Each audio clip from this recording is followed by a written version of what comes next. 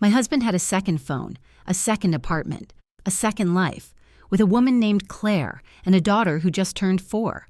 I know all of this because I'm the one who told Claire. I want to be clear about something before I tell you how this ends. I'm not a vindictive person. I'm a 3rd-grade teacher. I bake things for neighbors' funerals. I let people merge in traffic. But there is a version of me that exists now, the version that came after, who did something I will never apologize for. This is her story. Daniel and I had been married for 7 years. He was an architect. He traveled for work, or so I believed, 2, sometimes 3 nights a week. Portland, Seattle, Sacramento. He always came back with something small. A coffee cup from an airport I'd never been to, a candle from a hotel gift shop, and once a snow globe from a city that didn't get snow. I thought it was thoughtfulness. I kept every single one. He was handsome in a forgettable way, the kind of face you could look at for 7 years and still not be able to describe to a stranger. Medium height, brown hair, a laugh that arrived slightly too late, as if he'd calculated when to deploy it. I loved him. I want to say that clearly so you understand what comes next. I genuinely, completely, without a single doubt, loved this man.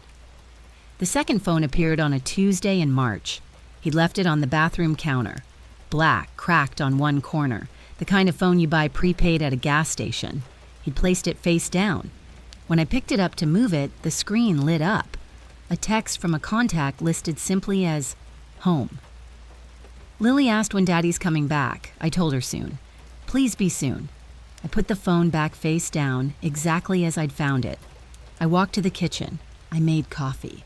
I stood at the window for what felt like a very long time. Then I went back to the bathroom and photographed the screen. What I did next, most people wouldn't do.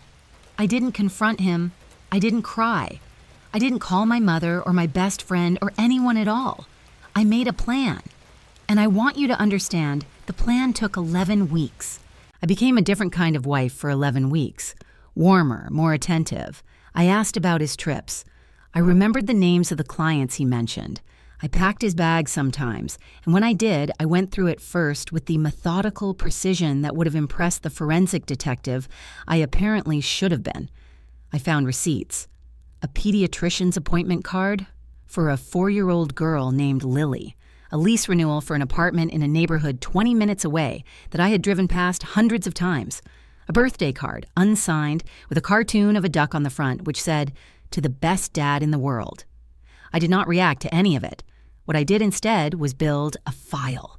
Photographs of documents, screenshots of location data I'd pulled from our shared family plan, the one he'd forgotten I had access to. Records of the cash withdrawals from our joint account that I'd always assumed were for client lunches. I calculated the total over 7 years. It was $94,000. I also found Claire. It wasn't hard. The apartment lease had her last name. She had a public Instagram. A woman around my age, dark hair, a wide smile, and a daughter who looked exactly like my husband. Her posts were warm and domestic and completely ordinary. The life of someone who believed she was loved. I looked at her page for a long time. She didn't know. I could tell immediately, completely. The way you can sometimes tell things about strangers that you couldn't explain if asked. She had no idea. She thought she was in a relationship with a traveling architect named Daniel who loved her and was trying to make things work. She thought Lily had a father who came home. I made a decision about what to do with that information. I didn't go to a lawyer first. I didn't confront Daniel first.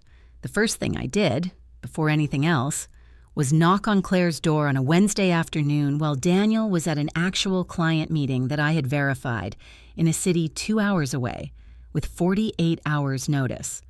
I brought 2 coffees. I had no idea what I was going to say. She opened the door in a bathrobe with wet hair and Lily on her hip, a small girl with brown eyes who looked at me the way 4-year-olds look at strangers, with pure, uncomplicated suspicion. I said, "My name is Rachel. I'm married to Daniel. I think you deserve to know that." The coffee cups were still in my hands. I don't know why I remember that detail. I think it's because I had no idea what to do with them. Claire didn't scream. She didn't slam the door. She looked at me for a very long time, and then she stepped back and let me in. We sat at her kitchen table for 3 hours. I showed her everything: the file I'd built, the financial records, the receipts, and the location data.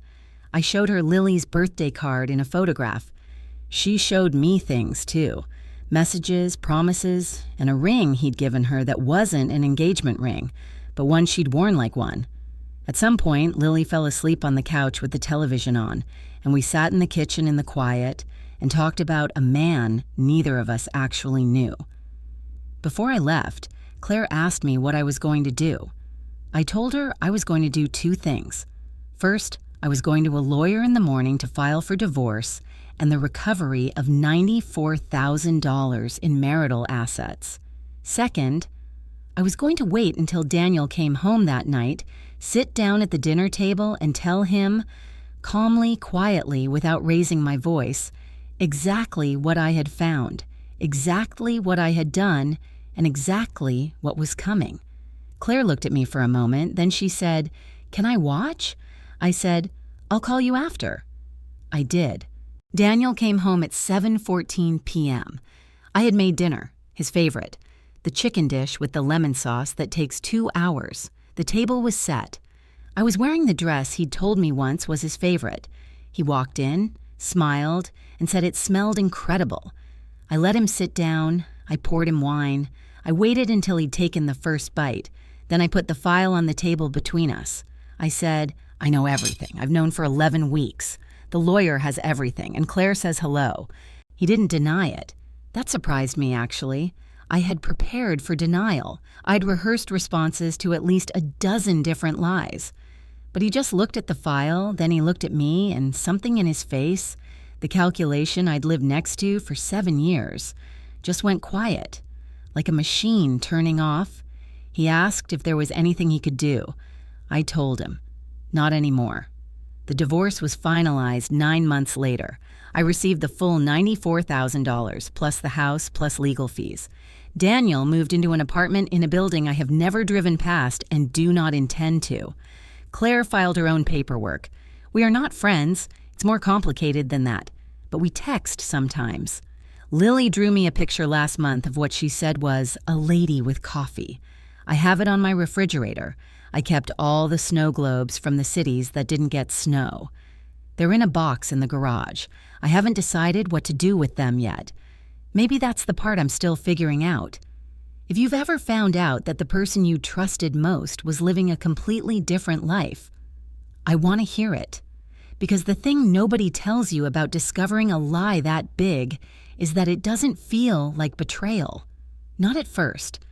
At first, it just feels like finally understanding a language you'd been hearing for years but couldn't quite translate.